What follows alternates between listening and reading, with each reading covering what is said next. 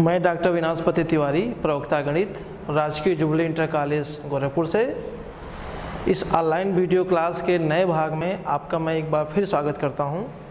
आज हम लोग कक्षा 12 विषय गणित अध्याय 5 सांतत्य एवं अवकलनीयता कॉन्टिन्यूटी एंड डिफरेंशियबिलिटी के चौथे भाग का अध्ययन करने जा रहे हैं। आज के हमारे चर्चा के मुख्य बिंदु हैं श्रृंखला नियम यानी चेन रूल, अस्पष्ट फलनों के अवकलज डेरिवेटिव्स ऑफ इम्प्लिसिट फंक्शंस, प्रतिलोम त्रिकोणमितीय फलनों के अवकलज derivatives of inverse trigonometric functions, चरघातांकी फलन यानी एक्सपोनेंशियल फंक्शन। बच्चों, पिछले भाग में हम लोगों ने ये पढ़ा था कि कोई फलन किसी बिंदु पे कब अवकलनीय कहा जाता है। तो हम लोगों ने क्या किया था, फलन f के लिए बिंदु c पर राइट हैंड डेरिवेटिव परिभाषित किया था, फिर बिंदु c पर लेफ्ट हैंड डेरिवेटिव परिभाषित किया था और कहा था कि फलन f बिंदु c पर अवकलनीय होगा कब, यदि right hand derivative equal to left hand derivative. इसका मतलब ये हुआ कि आपको अगर किसी बिंदु पर अवकलनीयता चेक करना है तो आप राइट डेरिवेटिव लेफ्ट डेरिवेटिव निकाल लीजिए और देख लीजिए कि वो दोनों बराबर आ रहा है कि नहीं। अगर बराबर आएगा तो उस बिंदु पे फलन अवकलनीय कहा जाएगा, अगर बराबर नहीं आएगा तो उस बिंदु पे फलन अवकलनीय नहीं कहा जाएगा।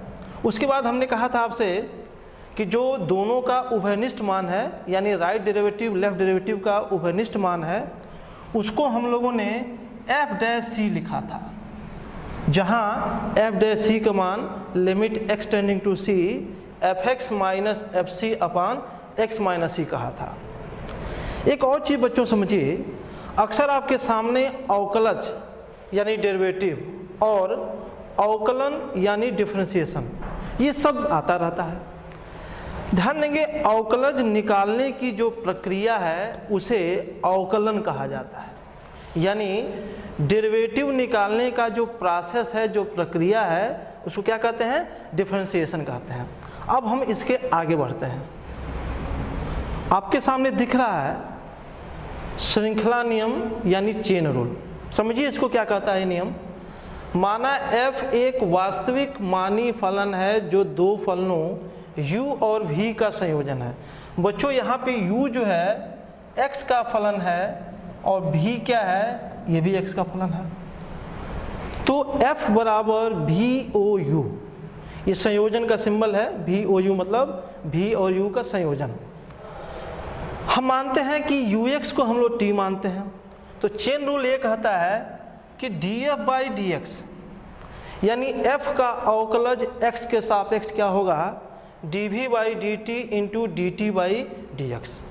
शर्त यह है कि dt/dx और dv/dt दोनों अस्तित्व में हों।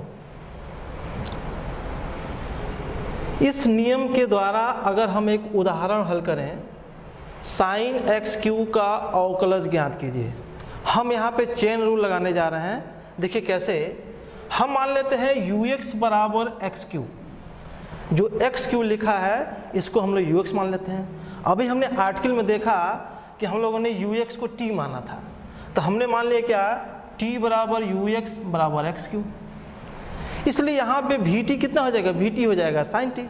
अब देखिए fx, तो fx कितना है, v/o(u)x, इसका मतलब v(u)(x). अच्छा, ux कितना है, ux का मान है एक्स क्यू, तो हो जाएगा v(x^3).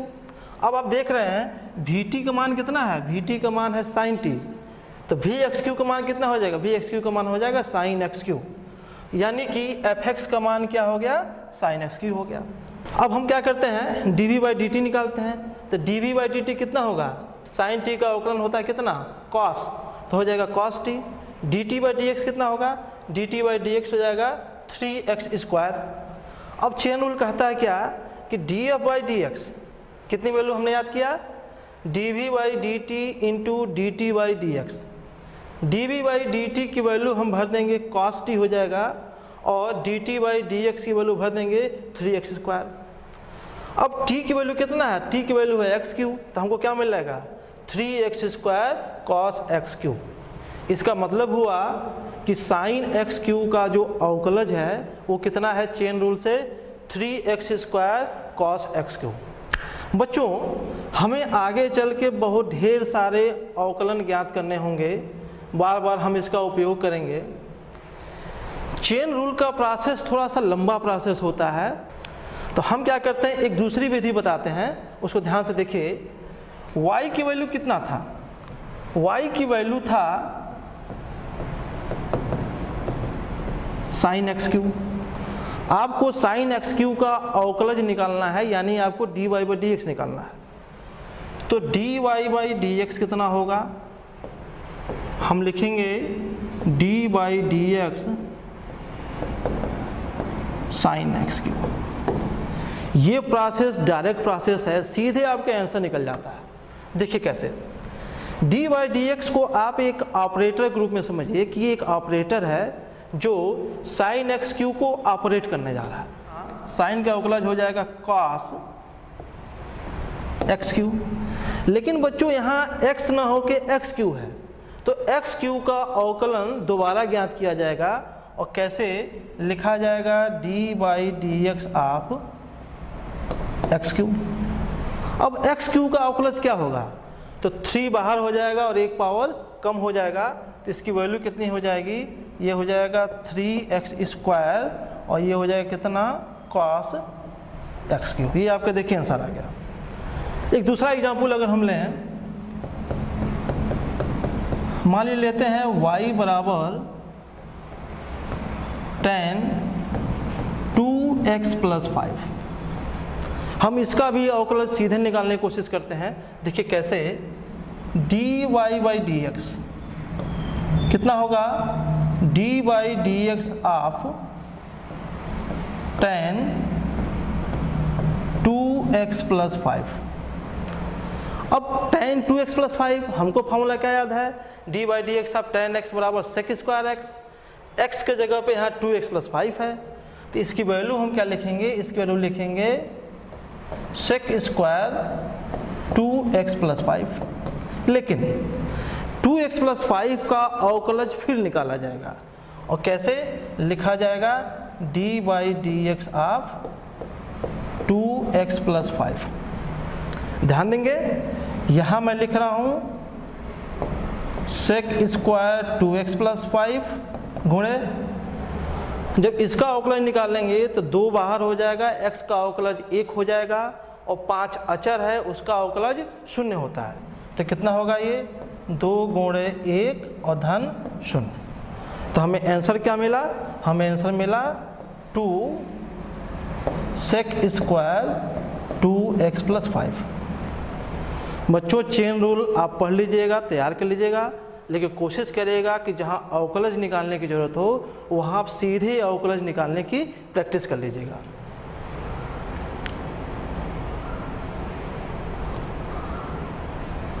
आगे बढ़ते हैं, नया आर्टिकल, अस्पष्ट फलनों के अवकलज। देखो बच्चों फलन यहाँ 2 तरह का होता है, एक स्पष्ट और एक अस्पष्ट। पहला देखिए क्या है, यदि किसी फलन को आसानी से y बराबर fx के रूप में व्यक्त किया जा सके तो उसे स्पष्ट यानी एक्सप्लिसिट फंक्शन कहते हैं। y को x के रूप में लिखा जा सके, एक शब्द है आसानी से। देखिए y बराबर 3x² + 8, y बराबर sin x। फर्स्ट ईयर में जो अवकलज आपने अब तक ज्ञात किया वो सारे स्पष्ट फलन के उदाहरण थे। y बराबर sin x अवकलज पूछा जाए तो dy/dx बराबर cos x। y बराबर 3x² + 8 अवकलज पूछा जाए तो dy/dx बराबर 6x + 0। आपने स्पष्ट फलनों के अवकलज फर्स्ट ईयर में बढ़िया से लगा लिया है। अगला क्या है, यदि किसी फलन को आसानी से y बराबर fx के रूप में न व्यक्त किया जा सके तो उसे अस्पष्ट फलन यानी इम्प्लिसिट फंक्शन कहते हैं। उदाहरण के तौर पे x² sin xy + 6 बराबर 0। आपसे मैं कहूँ कि इसको y बराबर fx के रूप में लिखिए तो शायद आप लिख लें लेकिन बहुत आसानी से नहीं लिख पाएंगे, इसीलिए यह अस्पष्ट फलन का एक उदाहरण है। अब हमें यहाँ पर अस्पष्ट फलनों का ही अवकलज समझना है। देखिए कैसे, y प्लस साइन y बराबर cos x। हम दोनों साइड का अवकलज करते हैं x के सापेक्ष, तो क्या हो जाएगा d by d x of y plus sine y बराबर d by d x of cos x। y का अवकलज होगा कितना, d y by d x plus d by d x of sine y बराबर d by d x of cos x। देखिए ये लिखा है d y by d x plus sine y है, तो साइन का अवकलज होता है cos, तो मैं लिखूंगा यहाँ पे cos y, और y का अवकलज क्या होगा, y का अवकलज होगा d y by d x. cos x का अवकलज कितना होता है माइनस साइन x। तो हमें क्या मिला, हमें मिला d y by d x अगर हम कॉमन करें तो मिलेगा 1 प्लस cos y बराबर माइनस साइन x। तो d y by d x बच्चों कितना होगा minus sine x upon 1 plus cos y। एक चीज़ बच्चों आपको और समझना है, कभी कभी कुछ फलन स्पष्ट रूप में भी व्यक्त किए जाते हैं और अस्पष्ट रूप में भी। जैसे x square plus y square बराबर ए स्क्वायर, ध्यान देंगे इसमें एक्स वाई एक में लिखा गया है, इसलिए यह अस्पष्ट रूप है।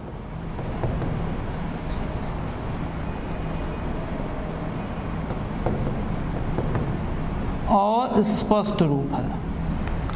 लेकिन अगर हम इसको ऐसा करें कि वाई स्क्वायर बराबर a square minus x square, यानी y बराबर a square minus x square के पावर 1/2, ध्यान दीजिएगा यहाँ y को x के रूप में लिखा गया है, इसीलिए यह जो लिखा गया है यह उसी फलन का स्पष्ट रूप है। मतलब ये कौन सा रूप है, स्पष्ट रूप है। आप इसका अवकलन करेंगे तो स्पष्ट रूप में नहीं बल्कि अस्पष्ट रूप में आएगा, और इसका अवकलन करेंगे तो वो स्पष्ट रूप में आएगा। दूसरी बात, आप अगर इसका अवकलन करेंगे तो आपके अवकलज में y आएगा, लेकिन जब आप इसका अवकलज ज्ञात करेंगे तो आपके उत्तर में y नहीं आने वाला है। तो मैं विश्वास करता हूँ, ये उम्मीद करता हूँ कि आप स्पष्ट और अस्पष्ट फलन भली भांति समझ चुके होंगे। अगला टॉपिक, प्रतिलोम त्रिकोणमितीय फलनों के अवकलज, derivatives of inverse trigonometric function. आप अध्याय 2 में प्रतिलोम त्रिकोणमितीय फलन को बहुत ठीक ढंग से आप पढ़ चुके हैं। अब हम उन्हीं फलनों का यहाँ अवकलज की बात करना है। पहला फलन लेना है f(x) बराबर साइन इनवर्स x का अवकलज ज्ञात कीजिए। मान लीजिए कि इसका अस्तित्व है। देखिए हम लोग कैसे निकालते हैं इसको, माना y बराबर f(x) बराबर साइन इनवर्स x, इस फलन को हम y मान लेते हैं। तो आप समझिए प्रतिलोम त्रिकोणमितीय फलन के कॉन्सेप्ट के अनुसार साइन y की वैल्यू कितनी हो जाएगी, साइन y की वैल्यू हो जाएगी x, इसको मैं 2 मान लेता हूँ। अब अगर इसका अवकलज निकाला जाए तो क्या होगा, d by d x of sine y बराबर d by d x of x. Sine y का अवकलज सीधे निकालिए, कैसे निकालेंगे, साइन का हो जाएगा कॉस, तो हो जाएगा कितना कॉस वाई, वाई का हो जाएगा d y by d x बराबर एक्स का हो जाएगा 1। तो d y by d x कितना आएगा, तो d y by d x आएगा आपका कितना 1 बटे कॉस वाई। तो आपको यहाँ मिलेगा कितना under root 1 minus sine square y. देखिए बच्चों, अब अगर इसमें y की वैल्यू हम पुट करें, यानी साइन y की वैल्यू अगर x बने, तो हमें क्या मिलेगा, मिलेगा d y by d x बराबर 1 upon under root 1 minus x square. अब यहाँ एक चीज़ समझना है कि x की वैल्यू क्या क्या हो सकता है। ध्यान देंगे, x की वैल्यू ज्ञात करने के लिए हमें यह सोचना पड़ेगा कि यह चीज़ अंडर रूट में लिखा है, तो अंडर रूट में लिखा है तो हमेशा पॉजिटिव होना चाहिए। ध्यान देंगे, हर की वैल्यू 0 नहीं होनी चाहिए, क्योंकि 0 होगा तो इसकी वैल्यू अपरिमित हो जाएगा। इसका मतलब ये हुआ कि 1 माइनस एक्स स्क्वायर की वैल्यू 0 से बड़ा होना चाहिए। इसका मतलब हुआ, आपने फर्स्ट ईयर में पढ़ा होगा रैखिक समीकरण का, उसके हिसाब से एक्स स्क्वायर माइनस 1 की वैल्यू लेस देन 0 होगा, और इसका मतलब x minus 1 x plus 1 less than 0 होगा।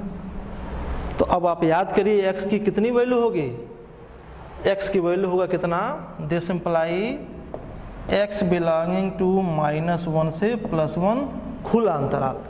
मतलब x की वैल्यू -1 नहीं हो सकता है, x की वैल्यू +1 नहीं हो सकता है, x की वैल्यू -1 +1 के बीच में कोई भी वास्तविक संख्या हो सकता है। तो हमको मिला क्या, हमें एक यहाँ फार्मूला मिला क्या कि therefore d by d x of sine inverse x बराबर 1 by under root 1 minus x square, जहाँ x क्या है, तो x हमारा है x बिलोंगिंग टू -1 से +1। बच्चों ये एक फार्मूले के रूप में है, आप इसको भली भांति याद कर लीजिएगा। इसी प्रकार जो बाकी के प्रतिलोम त्रिकोणमितीय फलन हैं उनका भी अवकलज आप निकाल सकते हैं। जैसे d by d x of cos inverse x, इसकी वैल्यू होती है -1 upon under root 1 minus x square, जहाँ x belonging to open interval -1 से +1। D by d x of tan inverse x बराबर 1 बाई 1 प्लस एक्स स्क्वायर, जहाँ x belonging to r। इसी तरीके से आप सेक इनवर्स एक्स का, कोसेक इनवर्स एक्स का और कॉट इनवर्स एक्स का अवकलज याद कर देंगे और उसको भली भांति से आप याद कर लेंगे। अब हम लोग आगे बढ़ते हैं और एक उदाहरण लेते हैं। यदि y बराबर sine inverse 2x upon 1 plus x square, तो d y by d x याद करिए। बड़ा आसान सवाल है ये, देखिए कैसे। y की वैल्यू है sign inverse 2x upon 1 plus x square. प्रतिलोम त्रिकोणमितीय फलन में आप याद करिए यह किस चीज़ की वैल्यू है, यह वैल्यू है 2 tan इनवर्स x की। अब आपसे पूछा जा रहा है d y by d x, तो d y by d x कैसे आएगा, d y by d x बराबर 2 d by d x of tan inverse x। और अभी हम लोगों ने tan इनवर्स x का फार्मूला देखा था, कितना था, d by d x of tan inverse x बराबर 1 बाई 1 प्लस एक्स स्क्वायर। तो कितनी वैल्यू आ जाएगी, 2 अपान 1 बाई 1 प्लस एक्स स्क्वायर। ये आपका आंसर आ गया। अगला कॉन्सेप्ट जो कि आपके लिए बहुत ही महत्वपूर्ण कॉन्सेप्ट है, चर घातांकी फलन, एक्सपोनेंशियल फंक्शन क्या होता है, हम लोग इसको समझेंगे। देखिए, फलन y बराबर एफ एक्स ए के पावर x, जहाँ a क्या है, वास्तविक संख्या है, और दूसरी महत्वपूर्ण चीज़ a हमेशा 1 से बड़ा होना चाहिए। बच्चों ध्यान देंगे, a वास्तविक होना चाहिए और 1 से बड़ा होना चाहिए। अगर ऐसा है तो जो फलन f(x) बराबर a के पावर x आपको दिख रहा है, यह क्या है? यह कहलाता है चरघातांकी फलन। उदाहरण स्वरूप 2 के पावर x, 5 के पावर x, 10 के पावर x, ये सारे चरघातांकी फलन के उदाहरण हैं। अगली बात, इसका प्रांत क्या है? r है। परिसर यानी रेंज क्या है? r+, यानी सभी धनात्मक वास्तविक संख्या। इसका परिसर r+ इसलिए है, जैसे मान लीजिए 10 के पावर x है। अब 10 के पावर कुछ भी करिए, हमेशा वो धनात्मक संख्या ही देगा। जैसे 10 के पावर 2 करेंगे तो भी +100 आएगा, और 10 के पावर -2 करेंगे तो +1/100 आएगा। x की वैल्यू चाहे धनात्मक रखिए चाहे ऋणात्मक रखिए, 10 के पावर x की वैल्यू हमेशा धनात्मक ही आने वाली है। अगली बात, चरघातांकी फलन सदैव वर्धमान फलन यानी इंक्रीजिंग फंक्शन होता है, अर्थात जैसे जैसे हम x अक्ष के धन दिशा की ओर बढ़ते हैं, फलन ऊपर उठता जाता है। आपको आगे चल के वर्धमान फलन, ह्रासमान फलन पढ़ाया जाएगा। यहाँ ये कहा जा रहा है कि चरघातांकी फलन हमेशा वर्धमान फलन होता है। हम इसका ग्राफ बनाते हैं, y बराबर 10 के पावर x। देखिए कैसे हम एक चार्ट बना लेते हैं। यहाँ रखते हैं x, यहाँ रखते हैं y बराबर 10 के पावर x। आप अगर x की वैल्यू 0 भरेंगे तो कितना आ जाएगा? 1 आ जाएगा। आप अगर x की वैल्यू 1 भरेंगे तो ये 10 हो जाएगा। x की वैल्यू 2 भरेंगे तो कितना होगा? ये x की वैल्यू 2 भरेंगे तो 100 हो जाएगा। x की वैल्यू -1 भरेंगे तो -0.1 हो जाएगा। x की वैल्यू आप -2 भरेंगे तो -0.01 आ जाएगा। अब इसे ग्राफ को हम देखते हैं कैसे। ये y अक्ष है, ये x अक्ष है। इसका ग्राफ कुछ इसी टाइप से होता है, ध्यान दीजिएगा। ये x अक्ष की धन दिशा है, ये y अक्ष की धन दिशा है, ये 0 है, 0 पे इसकी वैल्यू 1 होता है। जैसे जैसे x बढ़ता जाता है, फलन ऊपर बहुत तेजी से उठता जाता है। 0 पर इसकी वैल्यू 1 होता है, 1 पे इसकी वैल्यू 10 होगा, 2 पे इसकी वैल्यू 100 होगा। अब देख रहे हैं कि x के बढ़ने के साथ f(x) बहुत तेज बढ़ रहा है। यही वक्र किसका है? y बराबर 10 के पावर x। इसी टाइप का कर्व बनेगा 5 के पावर x, 2 के पावर x इत्यादि।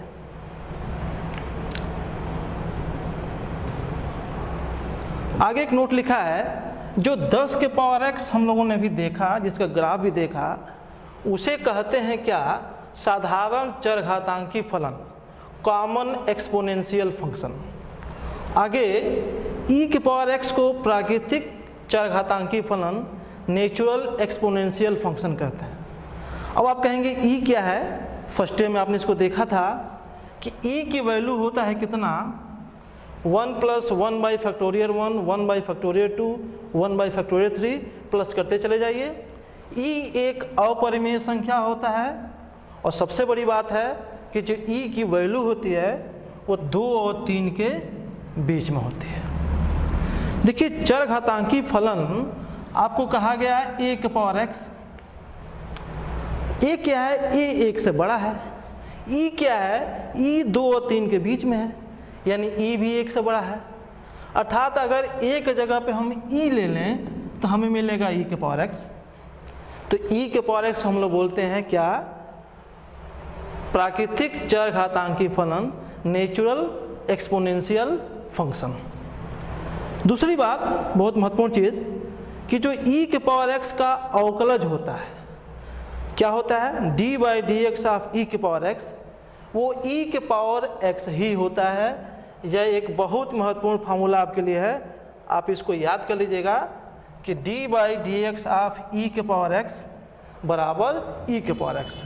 आप चाहें तो प्रथम सिद्धांत से इसको प्रूव कर सकते हैं। एक उदाहरण लेते हैं, यदि y बराबर e के पावर -x तो dy/dx ज्ञात कीजिए। देखिए कैसे, y बराबर e के पावर -x, तो dy/dx कितना हो जाएगा? dy/dx ऑफ e के पावर -x।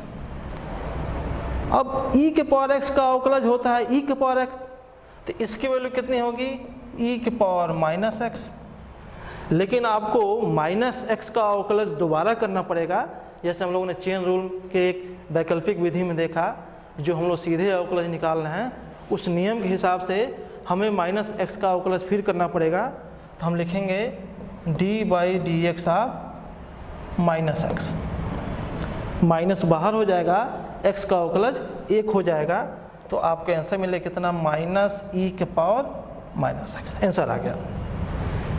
इसी प्रकार आप बाकी भी एक्सपोनेंशियल फंक्शन का अवकलज कर सकते हैं।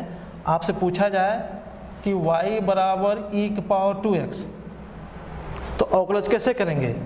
अवकलज करेंगे dy बाई डी एक्स बराबर d by d x e के पावर 2x। e के पावर 2x का अवकलज कितना होगा? e के पावर 2x का e के पावर 2x होगा, और 2x का अवकलज दोबारा किया जाएगा, तो क्या मिलेगा d by d x of 2x, 2 बाहर हो जाएगा, x का अवकलज 1 हो जाएगा, तो आपको मिलेगा कितना 2 e के पावर 2x।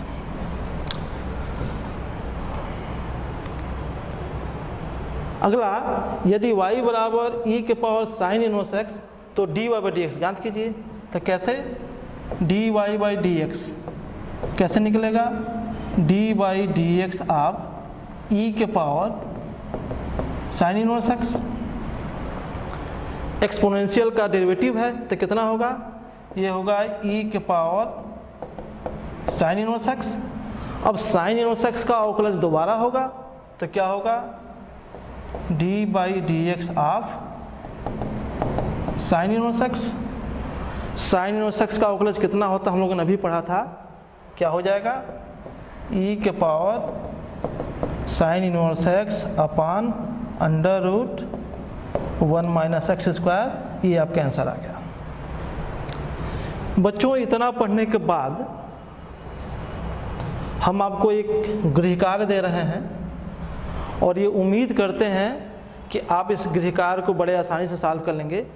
बहुत जल्द हम लोग कुछ नए कॉन्सेप्ट के साथ नए वीडियो में मिलेंगे। Okay, thank you.